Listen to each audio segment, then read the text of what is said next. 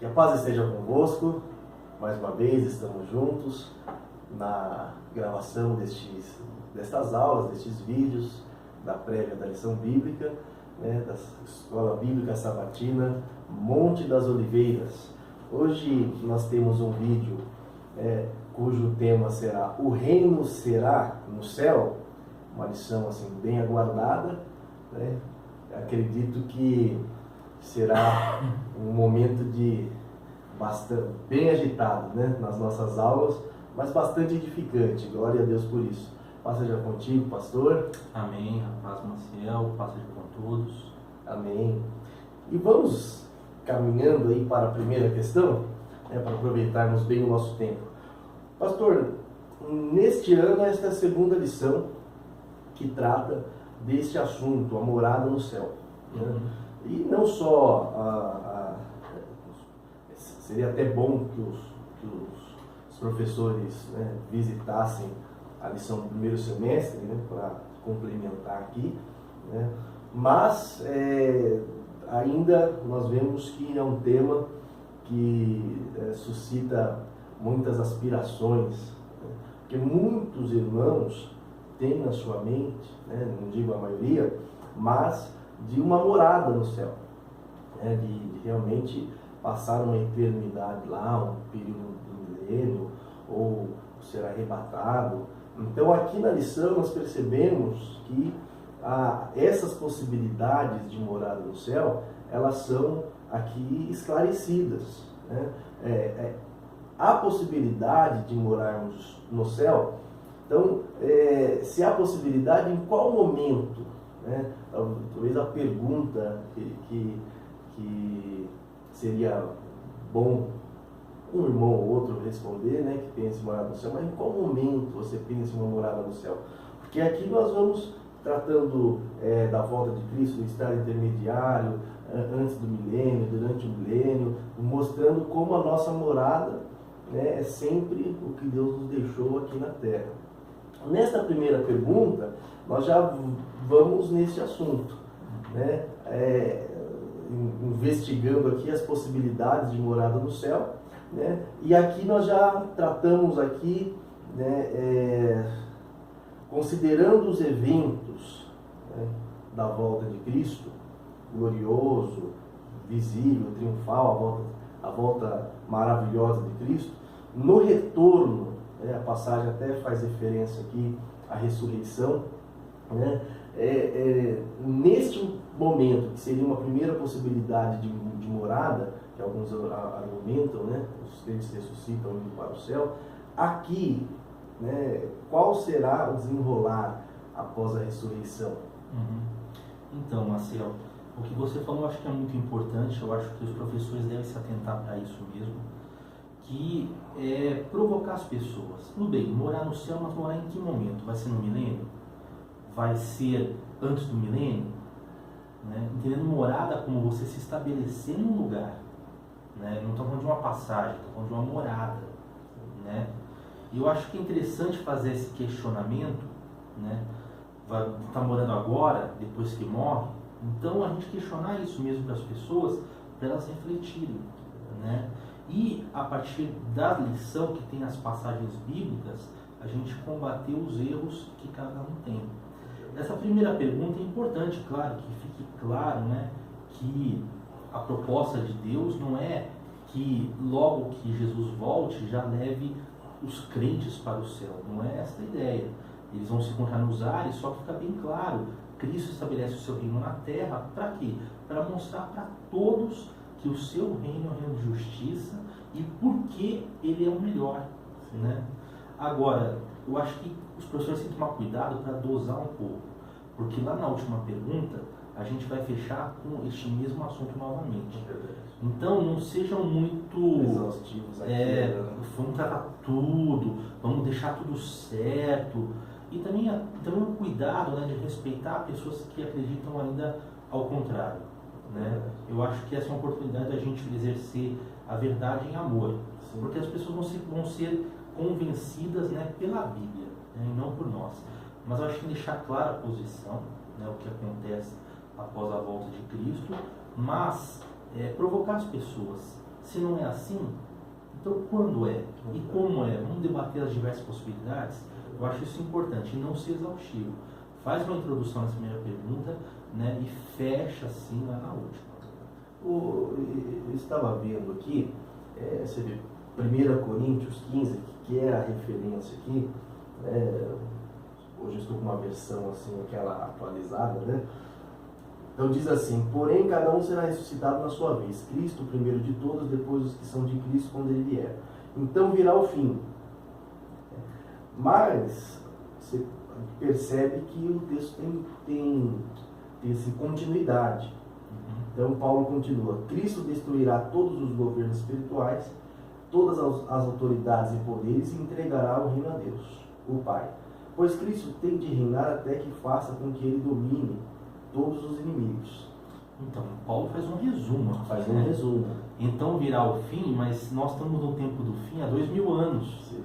Então, quer dizer, o fim não é o fim imediato, né? Aqui ele está falando o que? Ele faz um resumo.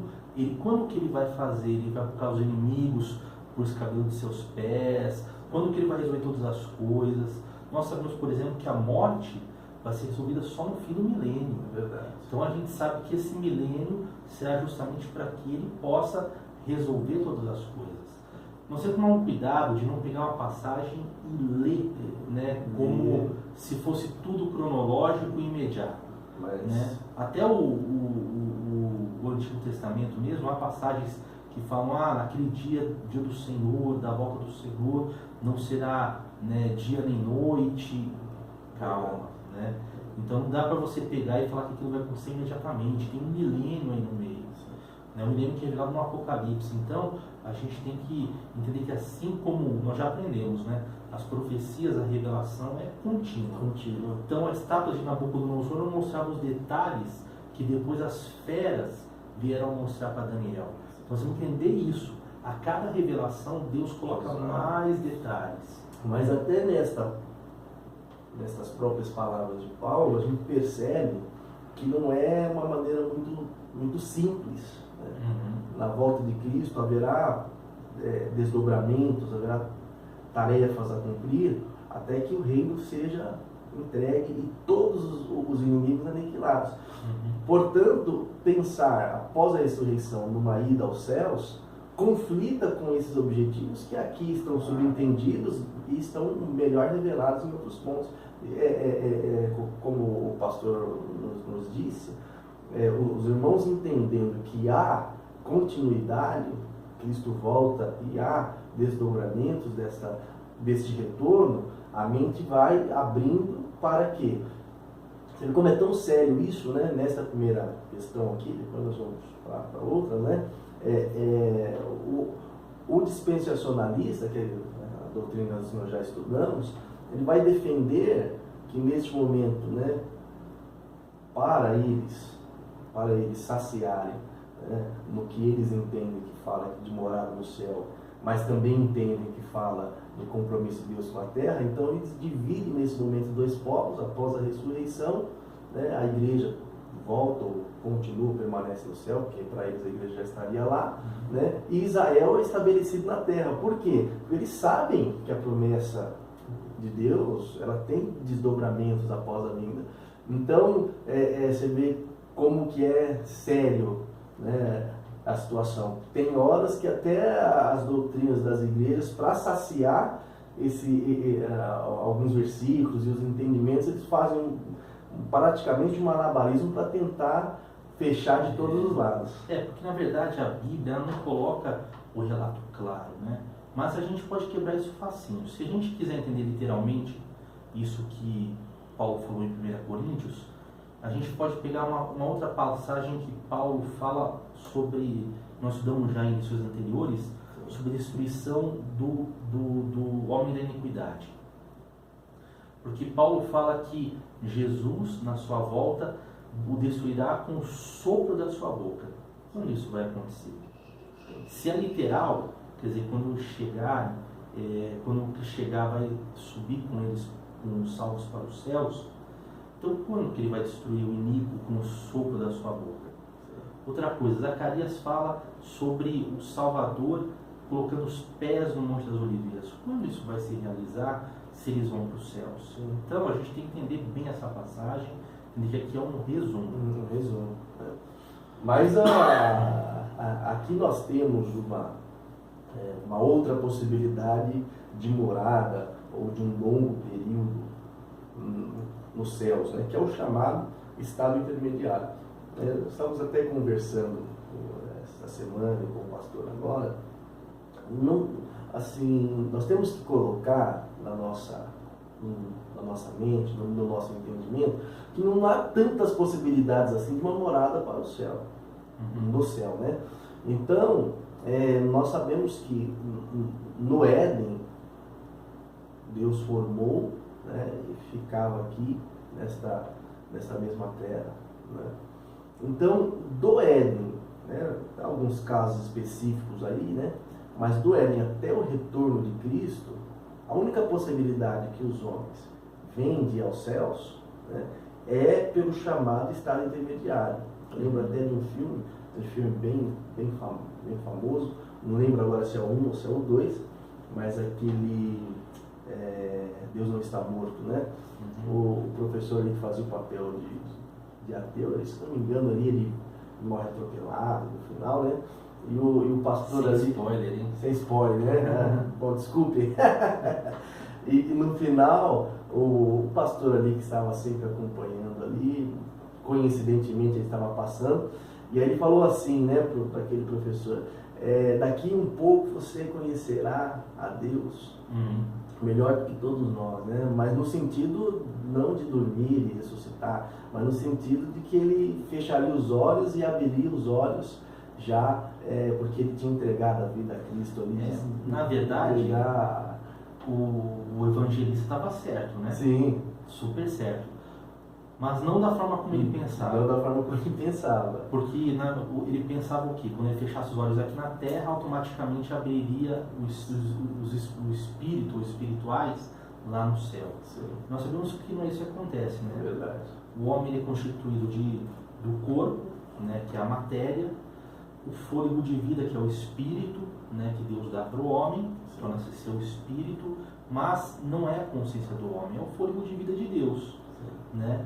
E a junção desses dois forma uma alma vivente, que é onde estão sentimentos, emoções, onde estão os pensamentos. Quando o espírito sai, né, o espírito é sempre o canal que nos liga a Deus.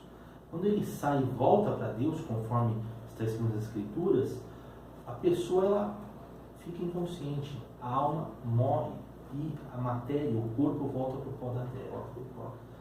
Se você pensar o que vai acontecer na ressurreição, fica muito claro, né? A gente morre agora, fecha os olhos e a gente perde a noção do tempo. Então, para quem morre, é como se tivesse fechado os olhos e o momento seguinte que ele vai ver é quando ele ouvir a trombeta soar e ele ressuscitar com o corpo incorruptível. Na verdade, a Bíblia é clara, nós ficamos no pó da terra, né?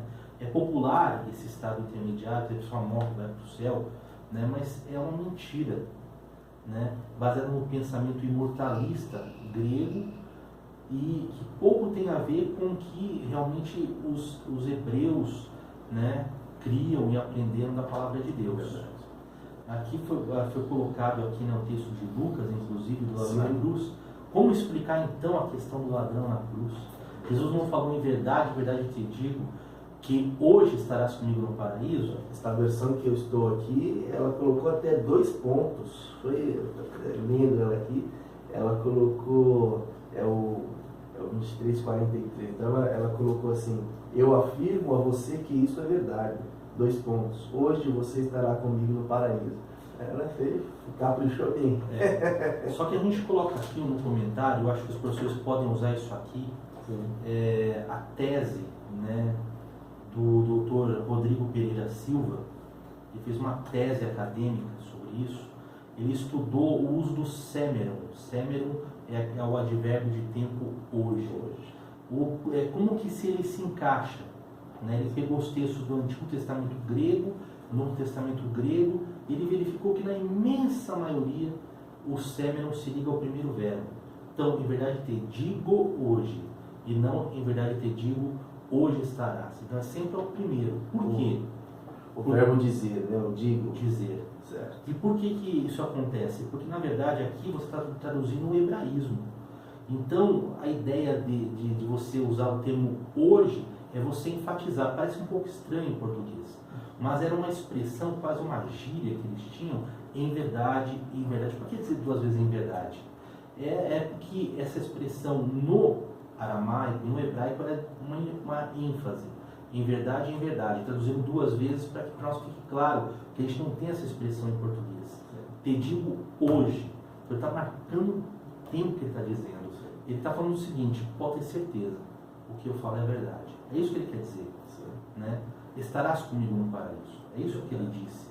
Aí as Bíblias, infelizmente, traduzidas segundo uma ideologia, uma visão que é uma visão equivocada.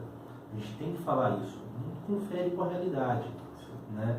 Na verdade, o correto é estarás comigo no paraíso. Até porque você lê toda a história e percebe que não subiu ao Pai. Não subiu ao Pai. Né? Ele só sobe depois, né, de todo aquele tempo, todos aqueles dias lá, que ele sobe aos céus.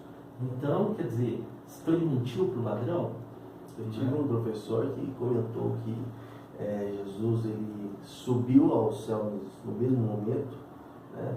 E depois ele retorna na ressurreição, né? E depois ele, depois dos 40 anos, ele retorna novamente, né? Então ele ficou uma ida e vinda, né? Para justificar o hoje, né? Marcelo, olha, para você e para todos que nos assistem, seria maravilhoso se essa ideia fosse verdade. Morreu, vai para o céu. Todo mundo ia querer. Claro. Para que ficar aqui sofrendo?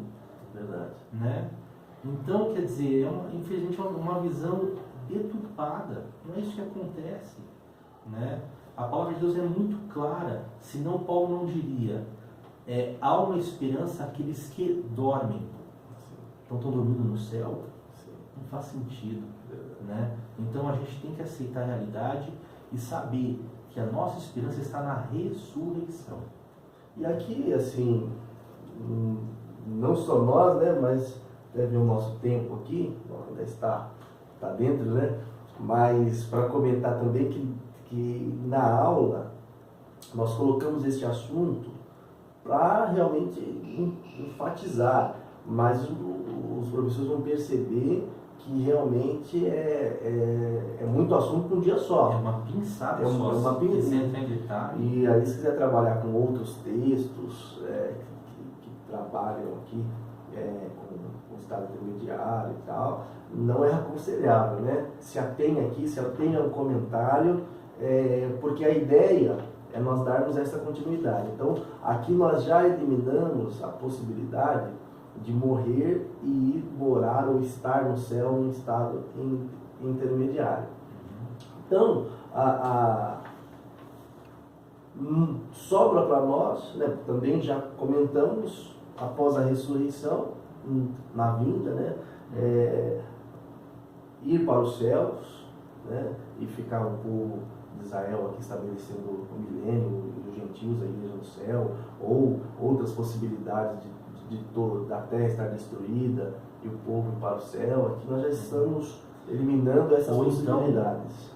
Morar no céu durante os 1000 anos. Morar no céu durante os 1000 anos.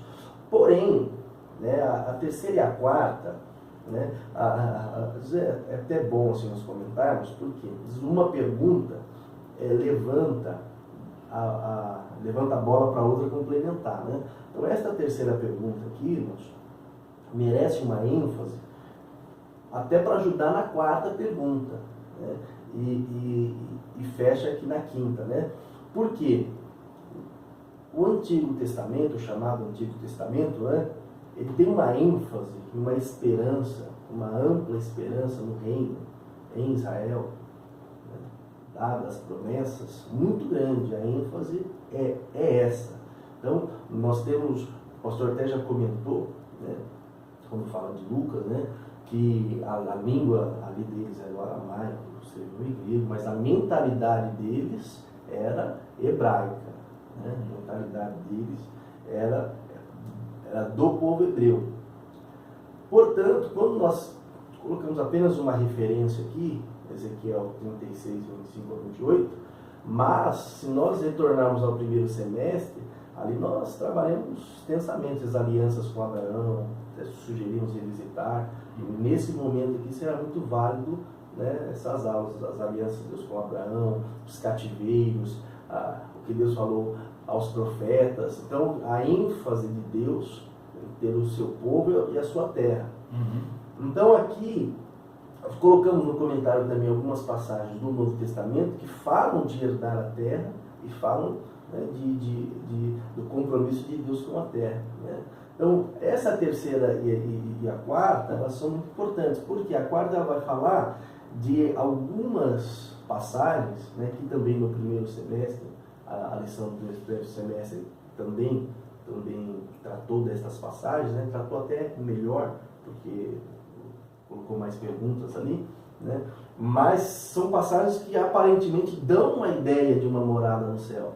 Né? Então, o primeiro ponto aqui de chamar a atenção dos irmãos é o quê? Qual que é a mentalidade, né? Qual que é o pressuposto do povo hebreu, né? Que aqui está na terceira pergunta. E aí nós, com a terceira pergunta, para a gente entrar na quarta, com a mentalidade que os discípulos tinham ao ouvir essas declarações. Todas as alianças, né, feitas desde Abraão, falam em terra prometida, né? Então a visão que eles tinham era de habitar na terra. Na quarta pergunta, mesmo quando Jesus fala sobre na casa de meu pai há muitas moradas, vou preparar lugar, né? Depois dessa conversa, quando chega no começo de Atos, né, eles ainda mantêm o pensamento de que era o tempo em que Jesus restauraria a terra de Israel.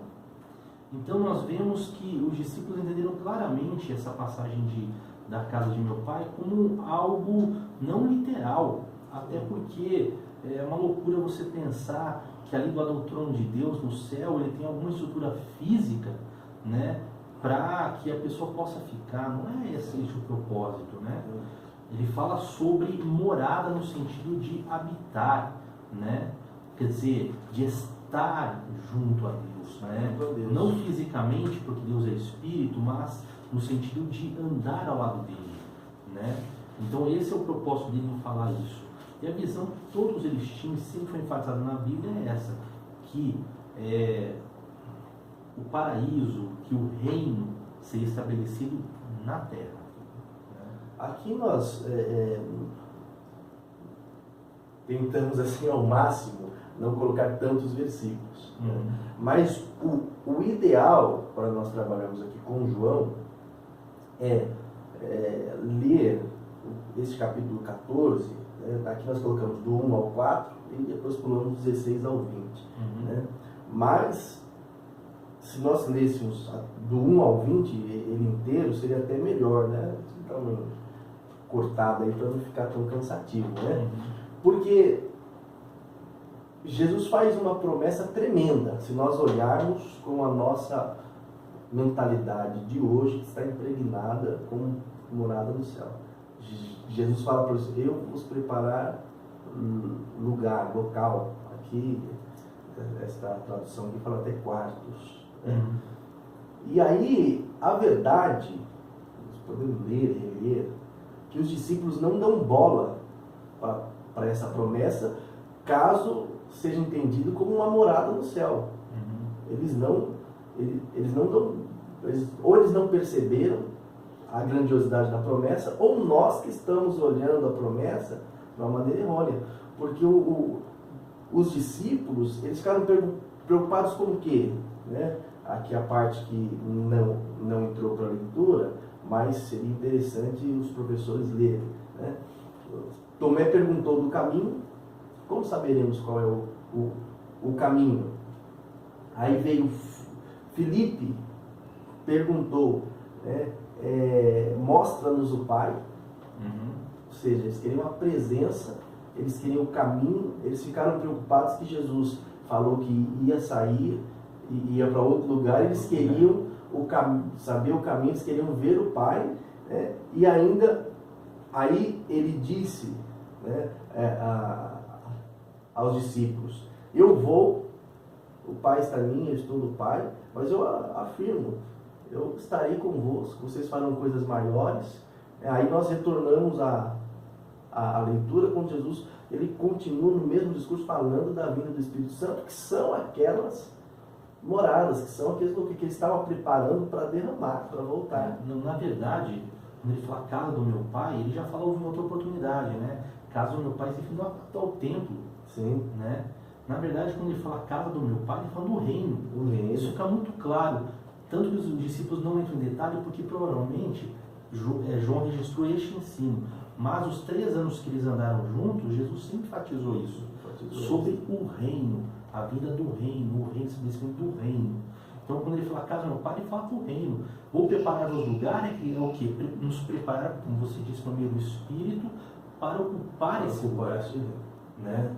Não fala de um lugar e lá naquele lugar preparar um espaço. Então nós podemos ler e reler, porque a primeira, não fiquem aflitos, creio em Deus, creio também em mim. Na casa do meu pai há muitas moradas, né? Eu vou preparar lugar. Então aparentemente é morada, mas quando nós continuamos lendo, nós temos que entender o que os discípulos entenderam. E o que os discípulos entenderam é o espírito da terceira pergunta. Assim também se trata em Filipenses e assim também se trata em Efésios, né? O céu como o nosso objetivo, porque vivemos no reino, né? É de lá que vem a nossa fonte, é de lá que vem a nossa força. Mas morada, estabelecimento do local físico, é um ensino assim, que ele não se encontra no próprio contexto destes versículos e, como nós estamos vendo, também não se encontra na própria lógica da escatologia dos últimos tempos. Ok, essas moradas, se forem moradas, quando serão estabelecidas? O paraíso em que o homem ficou foi o Jardim do Éden, foi aqui na Terra. Então a gente tem que entender um pouco dessa forma. Sim. Né? Quando ele fala, ele faz tantas referências ao céu, por quê? Porque ele quer enfatizar que aquilo que está lá virá para cá. É verdade. Né? Que aqui na Terra, o que tem aqui na Terra, nós podemos ter consciência que não é o que Deus tem para nós. Ele quer novamente trazer aquilo que está lá para cá.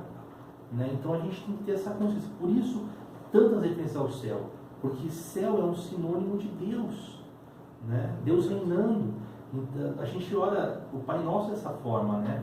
Seja feita a tua vontade, assim na terra como nos céus. Né? Então, nós temos que entender que essas referências não é uma questão de você estar lá, mas de você viver aquilo que está lá aqui. Temos quanto tempo, pastor? Já nos finalmente. Bom, irmãos, eu acredito que a quinta e a sexta pergunta, elas já estão ali amplamente respondidas, né? As referências ao céu é dada a calamidade que encontramos no mundo, tanto na natureza, na sociedade, e também a nossa própria carne que anseia pela redenção, né? E a sexta pergunta, né, está aqui em sintonia com a primeira pergunta, né? A volta de Cristo. Com um adendo, né? A Bíblia ensina que após a vinda do Senhor a terra ficará vazia. Nós temos que entender que as passagens que mostram a terra vazia no Antigo Testamento fala sobre a desolação da terra de Israel quando eles foram levados cativos por conta da desobediência deles, e não da terra toda. Basta ver o contexto ali que é claro, né? Pelo contrário, a terra ficará vazia? Não ficará, porque haverá um resíduo das nações. Ou Cristo vai governar com vara de ferro os salvos. Então os salvos são rebeldes, têm que ser governados com vara de ferro. Não faz sentido, né, irmãos? Amém? Bom, creio que será útil, né? Estamos aí à disposição dos irmãos. Deus abençoe, uma excelente aula. Paz a todos e um ótimo sábado e uma ótima escola. Amém.